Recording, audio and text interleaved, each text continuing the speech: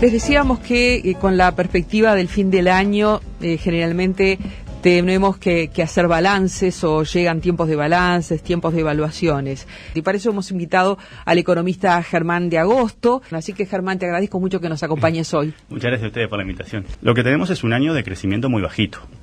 Porque si bien la semana pasada conocimos los datos del tercer trimestre, el cierre del año, para poder hablar de que la economía creció tanto por ciento en 2023, recién lo vamos a tener en el mes de marzo del año que viene, pero bueno, ya está jugado gran parte del partido y eso hoy por hoy, según las últimas estimaciones, estaría dando un crecimiento de entre 0,5 y 0,7%.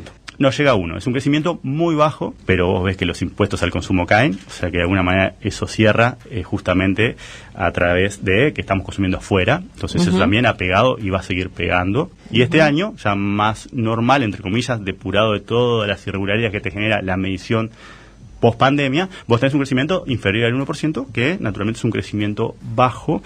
Y si bien va a repuntar el año que viene, porque las estimaciones dan un crecimiento levemente por encima del 3%, sigue siendo un crecimiento que es bajo o insuficiente, y como todo en la vida, eso es relativo a que, bueno, a los desafíos que como economía arrastramos previo a la pandemia y posterior a la pandemia.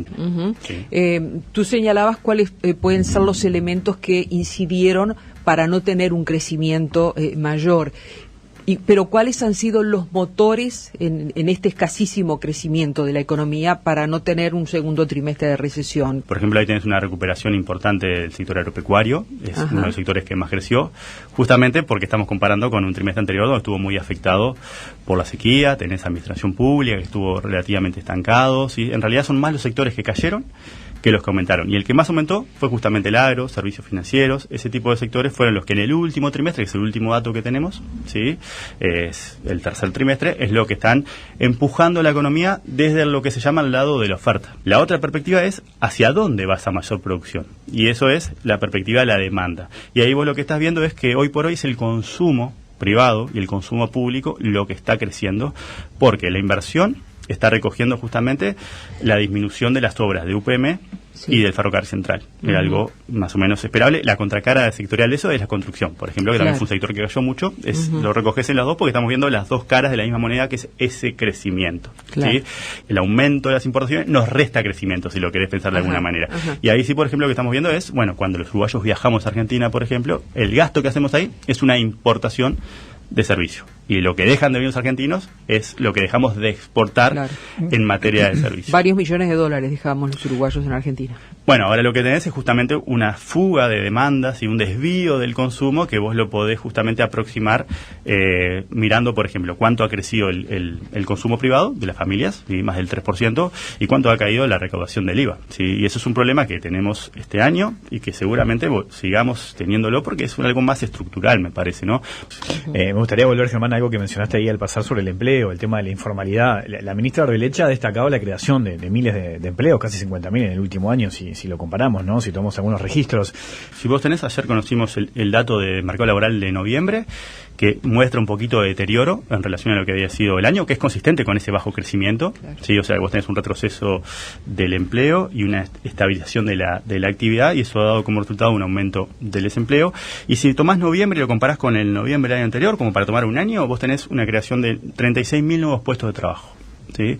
35.000 de los cuales son informales, ¿sí? Esa es información que publicó el otro día el economista Nicolás Sichevsky, y ahí te da la pauta de cómo los últimos en volver de alguna manera son los informales, porque fueron los que más perdieron en el 2020, y la creación que vos tenés en el último año, esos 35 son informales, porque puede tener los precios, ¿sí? Y es lo que vos señalás, el precio del salario, ¿no? Lo que vos decías, el dato del Cuesta Duarte es, básicamente, vos tenés 549.000 empleados, ¿sí? Ocupados que perciben salarios sumergidos, entendidos los salarios sumergidos como salarios inferiores a 25.000 pesos líquidos por 40 horas semanales, ¿sí? Hay 173.000 ocupados que perciben menos de 15.000, ¿sí?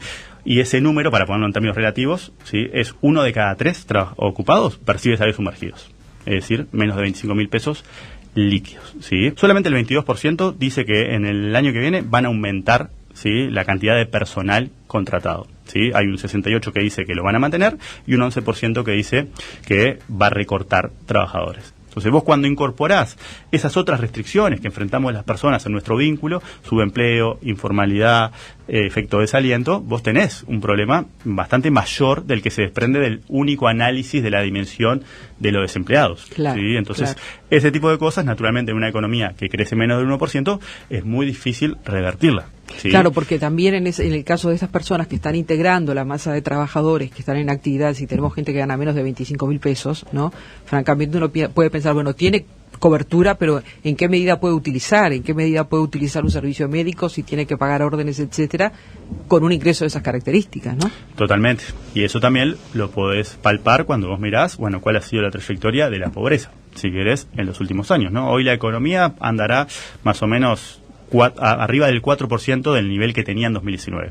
Sin embargo, cuando mirás pobreza, y si tomamos el último dato semestral y lo comparamos con el mismo semestre del 2019, estás 1,5 puntos o más arriba. ¿sí? Es decir, la economía creció, esa torta aumentó, pero los indicadores de pobreza no han reaccionado en la misma dirección, y eso es parte también de lo que vemos cuando decíamos que había 3 formas de ver el PIB. Claro. Oferta, demanda, y la otra es justamente la distribución funcional. ¿Eso qué quiere decir? Bueno, si la economía crece, analicemos cómo se reparte esa torta que es más grande. Y ahí es donde surge, por cierto, el concepto de masa salarial. ¿Han escuchado hablar de la masa salarial? Es la dimensión del empleo y la del salario junta, y conjuntamente dan lo que da la participación del factor trabajo en el proceso productivo.